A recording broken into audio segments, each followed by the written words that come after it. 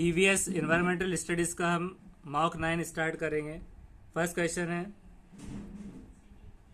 Most important initial step toward achievement of an M is skill, ability, objective और goal.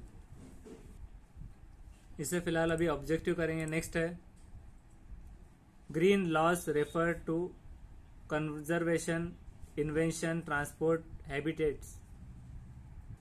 इसे हम conservation करेंगे। Next है, the tilt of the earth causes days and night, changes of season, phases of moon, phases of Venus. तो changes of season हम कर देंगे। Tilt of earth से कॉज होगा चेंजेस ऑफ सीजन्स बदलेंगे।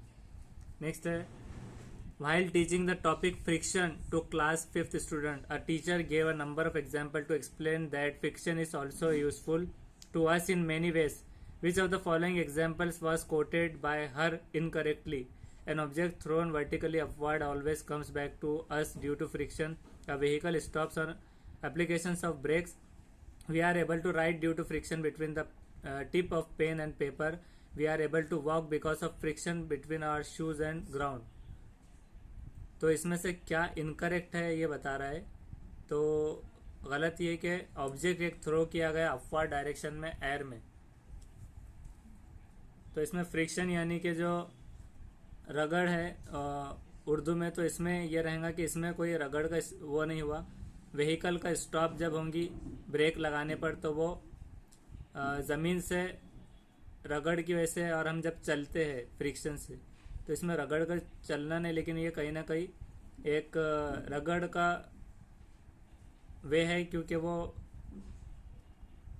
उसके बाद में we are able to write, जब हम लिख रहे हैं फ्रिक्शन हो रहा है टिप ऑफ पेन से और पेपर पर लिखने से, तो इस वजह से ऑब्जेक्ट जो थ्रो किया गया ऊपर, तो वो एयर का इस्तेमाल होगा, तो यहाँ पर रगड़ नहीं रहेंगी, इसलिए ये फ्रिक्शन ये इनकरेक्ट है इसका। नेक्स्ट है,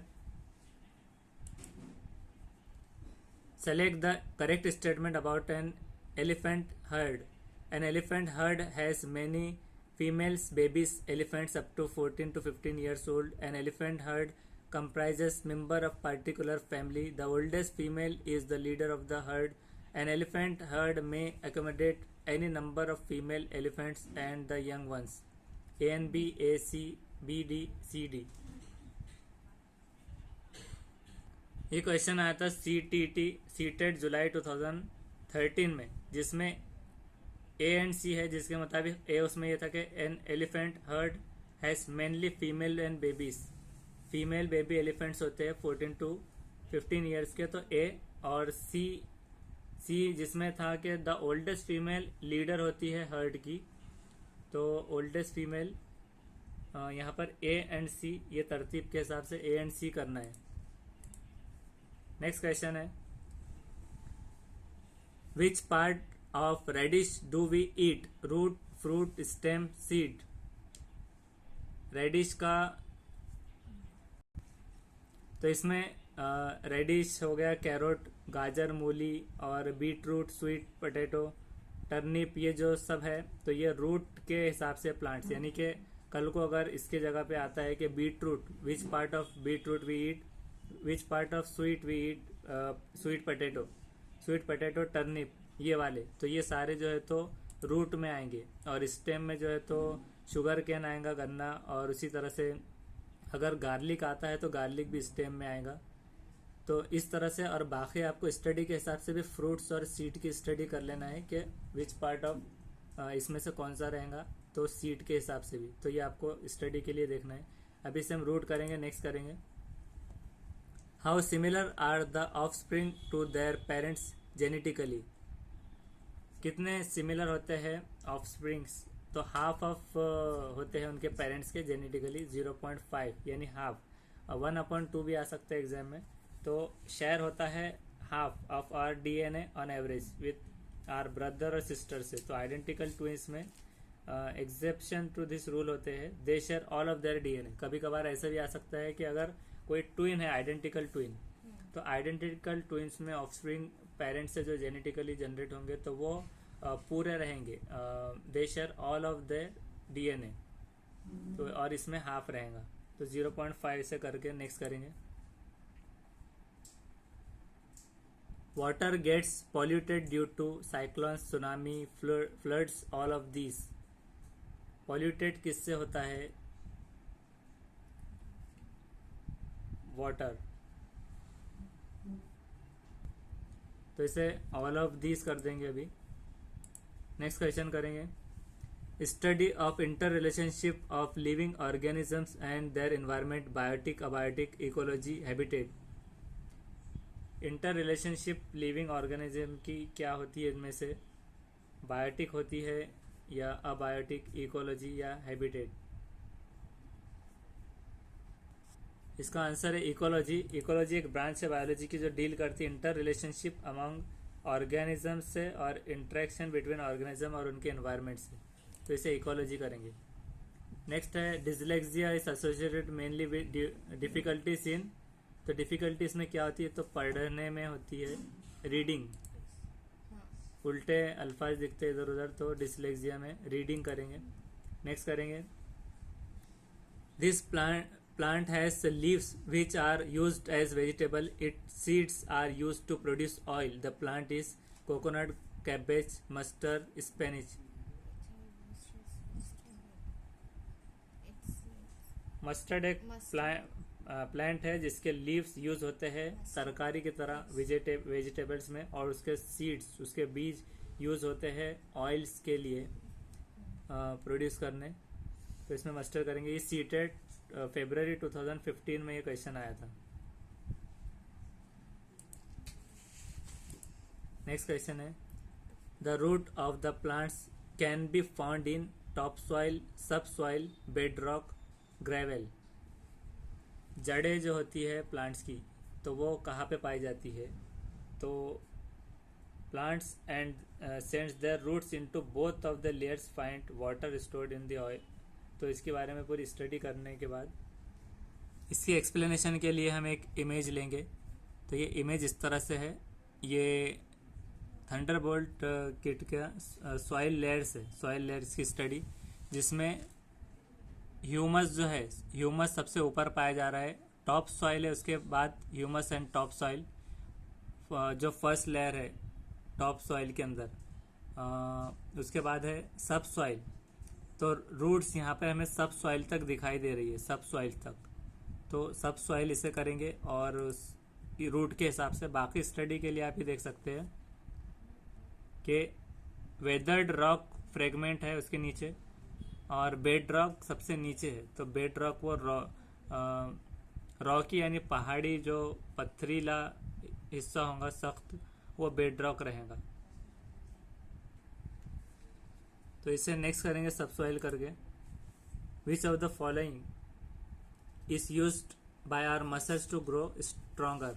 स्ट्रॉन्गर मसल्स के लिए प्रोटीन्स रहेंगे। नेक्स्ट करेंगे, the space between the particles is maximum in clay, sand, loam, both A and B. तो ये जो इमेज है इसमें क्ले, सिल्ट, लोम और सैंड है, तो यहाँ पर अभी हम फिलहाल अभी सैंड कर देते हैं, सैंड करेंगे। नेक्स्ट क्वेश्चन करेंगे, विच of the following can protect the crops from insect. तो पेस्टिसाइड्स इस्तेमाल होंगे, तो इसे हम पेस्टिसाइड करेंगे। नेक्स्ट है, several bulbs are lit in an electric circuit. When one bulb is removed, all the bulbs go out. Identify the type of circuit. Series, parallel, series and parallel both complete. तो इसे हम series वाला कर देंगे, series करके next करेंगे। विच of the following have just one seed. तो एक बीज किसमें होता है? मैंगो करके सेव करेंगे। नेक्स्ट है, वेट लिफ्टर जनरली रिक्वायर होते हैं मेक करने मसल्स और बॉडी मास, तो इसको पर्पस के लिए वो डाइट में रिच इन प्रोटीन प्रोटीन लेंगे। On which day world celebrate water day. Water day कब होता है? तो 22 मार्च कर देंगे हम। नेक्स्ट है, its eye is among the sharpest in the entire animal kingdom with an eyesight approximately 4 to 8 times sharper than that of an average human. तो eagle है, उखाब। नेक्स्ट है, which force is affected when the distance between the two concrete objects remains same but the mass of each object is doubled. Electromagnetic force, velocity, gravity. इसे gravity करेंगे, gravity करके next करेंगे, growing the same crop over and over and using so many chemical makes the soil fit for irrigation, fertile, barren, useful for a special kind of crop. के useful होगा कुछ special kind of crop के, और fertile ज़रखेज़, fit for irrigation, खेती के लिए fit हो जाएगा, तो ये बैरन हो जाएगा, बैरन।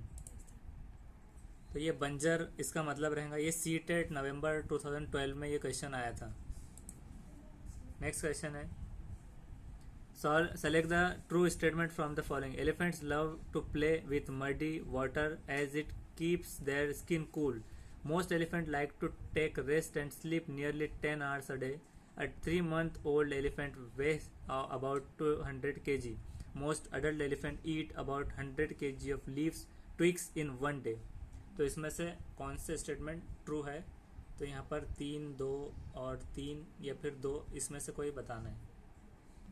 ये क्वेश्चन आया था सीटेट फेब 2014 में, जिसके हिसाब से 1, 3rd एंड 4th ये स्टेटमेंट 1 यानी कि elephants loves to play with muddy water, ये सही है।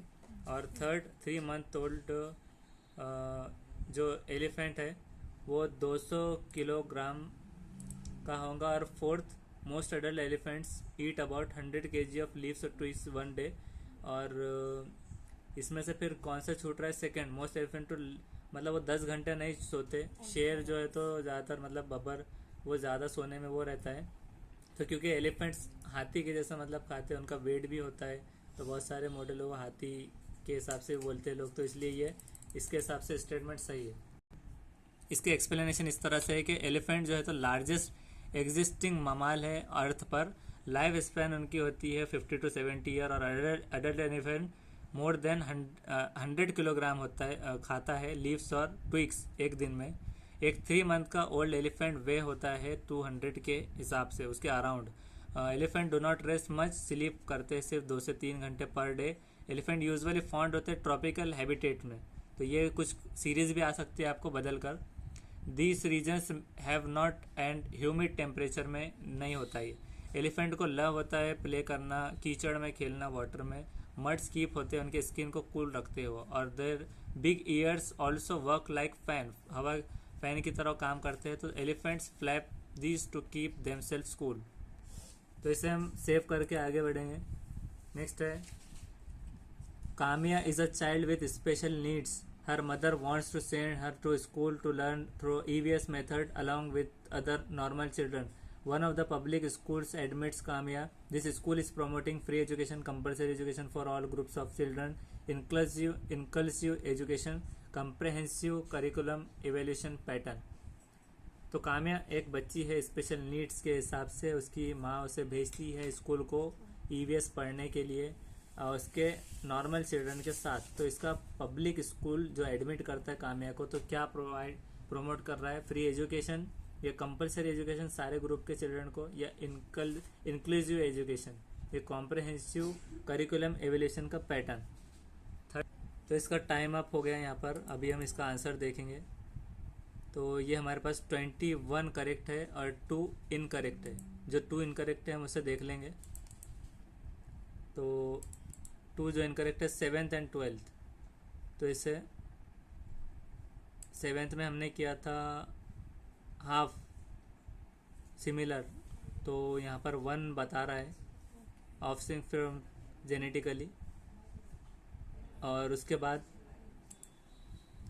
Roots of plants we can be found in top soil आ रहा है इसमें, क्योंकि बहुत ज़्यादा रूट्स ऑफ द प्लांट्स कहा गया था। ट्री का हमने ले लिया था, ट्री की जड़ें ज़्यादा मजबूत होती है, तो प्लांट्स टॉप सॉइल तक ही पहुँचेंगे सिर्फ। नेक्स्ट है, काम्या जो है तो चाइल्ड है स्पेशल नीड्स के हिसाब से, तो इसकी मदर उसे भेजती है स्कूल में, तो इंक्लूसिव एजुकेशन बराबर है।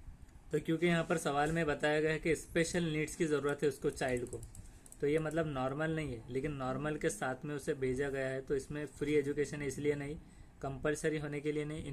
इंक्लूसिव एजुकेशन में होगा कि मॉडल ट्रीज, मॉडल जो डायग्राम्स होंगे, चार्ट वगैरह, उससे एक्सप्लेनेशन करके वीक स्टूडेंट्स पर तवज्जो देकर उन्हें बताया जाएगा, इसलिए इंक्लूसिव एजुकेशन ये लेंगे। नेक्स्ट है 25, Seema learns very lesson quickly by rote method. Rote method के ज़रिए सीमा को बहुत ज़्यादा लेसन को क्विकली याद करती है। वेरएस लीना अंडरस्टैंड करती है हर लेसन को आफ्टर डिस्कशन और ब्रेन स्टॉर्मिंग के बाद। तो इसका मतलब ये है कि ये डिनोट क्या करता है, डेवलपमेंट प्रिंसिपल किसका, तो उसका है इंडिविजुअल डिफरेंसेस का। इसमें इंडिविजुअल इनफरादी तौर पर फ़र्क पाया जाएगा। Interrelationship general to specific नहीं है, कंटिन्यूटी नहीं है, इंडिविजुअल डिफरेंसेस करना है। नेक्स्ट है there are 4 below average students in a class. 4 average से कम स्टूडेंट है क्लास में। Which of the following strategies will be most effective to bring them at a part with the other student. दूसरे students के साथ part करने के लिए पार्टिसिपेट स्टडीज़ क्या अपनाई जाएंगी, तो आइडेंटिफाई करना है उनकी वीक एरियाज ऑफ लर्निंग कि कहाँ पर वो कमज़ोर पड़ते हैं, और प्रोवाइड करना रेमेडियल मेजरमेंट के accordingly. Make them sit in front row, supervise their work constantly, ये नहीं है। Give them additional assignment to do at home, नहीं है। Ensure that they attend the school regularly, ये नहीं है। आइडेंटिफाई करना उनका वीक एरिया, बिलो एवरेज के जो स्टूडेंट है, इससे याद रखना है। नेक्स्ट है 27th, which of this would be a more holistic approach toward analysing environmental problems. इसमें से कौन सा मोर होलिस्टिक अप्रोच है एनालाइज करने एनवायरमेंटल के प्रॉब्लम्स, तो मल्टी डिसिप्लिनरी एक अप्रोच ये जो रहेगा, तो ये अप्रोच है holistic approach toward analysing environmental problems, multidisciplinary approach. Conservative नहीं है, ट्रेडिशनल नहीं, कल्चरल नहीं है। 28 है educational approaches should always be integrated with connected throw. किससे होना चाहिए कि इंटरनेट और इंफॉर्मेशन टेक्नोलॉजी यानी आईटी, इंटरनेट एंड आईटी, उसके ज़रिए। Information technology and classroom teaching नहीं है, क्लासरूम टीचिंग एंड इंटरनेट नहीं है। जहाँ पर आईटी का टर्म आएगा उसके साथ internet and IT, world of internet and IT ये है, तो इसके लिए दोनों याद रखना है। इसमें कंफ्यूज हो सकता है कि क्लासरूम भी और इंटरनेट, और इंफॉर्मेशन टेक्नोलॉजी और क्लासरूम, क्लास और प्रोग्राम लर्निंग, तो यहाँ पर जुड़ी रहना चाहिए एजुकेशनल अप्रोच, क्योंकि उसमें एजुकेशनल अप्रोच जब आ जाएंगी तो ऑटोमेटिक उसमें क्लासरूम टीचिंग आ जाएगा, तो उस हिसाब से इंटरनेट एंड इंफॉर्मेशन टेक्नोलॉजी उसमें जुड़ी होनी चाहिए। नेक्स्ट है components of continuous comprehensive evaluation are. Component क्या है कंटिन्यूअस कॉम्प्रिहेंसिव इवेल्युएशन के? Allotment of mark on the basis of attendance, marks दिए जाए बेसिस ऑफ अटेंडेंस से के बेस पर। उसके बाद ये था कि सरप्राइज क्विज या फिर सिम्पोजियम लिया जाए, या फिर रिटन एंड ओरल एग्जाम्स जिसमें इंक्लूड होगा lab work, project work, team paper, survey report, seminar, panel discussion, या फिर ये सारा। तो कॉम्प्रहेंसिव एवोल्यूशन का मतलब, तो ये अटेंडेंस एक हिसाब से कंफ्यूजिंग भी है। तो ये कॉम्प्रहेंसिव मतलब खदर पैमाई जांच वगैरह, और उसका बच्चों में जो एवोल्यूशन है इर्तिखा वगैरह, ये किस में आएगा, लेकिन यहाँ पर टर्म है साथ में कंटिन्यूस रिपीटेडली, तो इसका ये यहाँ पर गलती से इनकरेक्ट हो सकता है, क्योंकि marks on the basis of attendance तो नहीं दिए जाएंगे। तो यहाँ पर ये written and oral exam which includes lab work, project work, team paper, survey report, ये सब करेंगे हम। इससे हम फिलहाल सेकंड कर देते हैं और इसका बाद में देखेंगे। नेक्स्ट है 30th, a science teacher administrate a test after teaching the topic on respiration and observe that majority of the student did not understand the difference between respiration and breathing. This could be due to the reason that she could not explain the related concept effectively in the class. या फिर there was usually lot of indiscipline in her class. She was not their class teacher. The student could not understand the question correctly. एक science teacher जो administrate हुई एक test से after teaching topic on respiration का topic लेने के बाद उन्हें ऑब्जर्व हुआ, उन्होंने गौर किया कि मेजॉरिटी ऑफ स्टूडेंट समझ नहीं पा रहे डिफरेंस कि रेस्पिरेशन और ब्रीथिंग में फ़र्क क्या है। तो सांस लेना और छोड़ने के अमल में इसमें क्यों नहीं है कि रीज़न क्या था कि she could not explain the related concept effectively in the class, उन्होंने उसको अच्छे से समझा ही नहीं पाया, कि मतलब कुछ से प्रैक्टिकली बोलकर या फिर एग्जाम्पल देके क्या, या फिर ऐसा था कि there was usually lot of indiscipline कि बच्चे शोर करते, तो ये नहीं है। She was not there class teacher, उनके क्लास टीचर नहीं थे इसलिए नहीं समझाए, या फिर the student could not understand the question correctly कि उन्होंने सवाल ही नहीं समझा अच्छे से, तो ये she could not explain the related concept effectively in the class, ये करना है। नेक्स्ट वीडियो में इसके आंसर्स हम देखेंगे।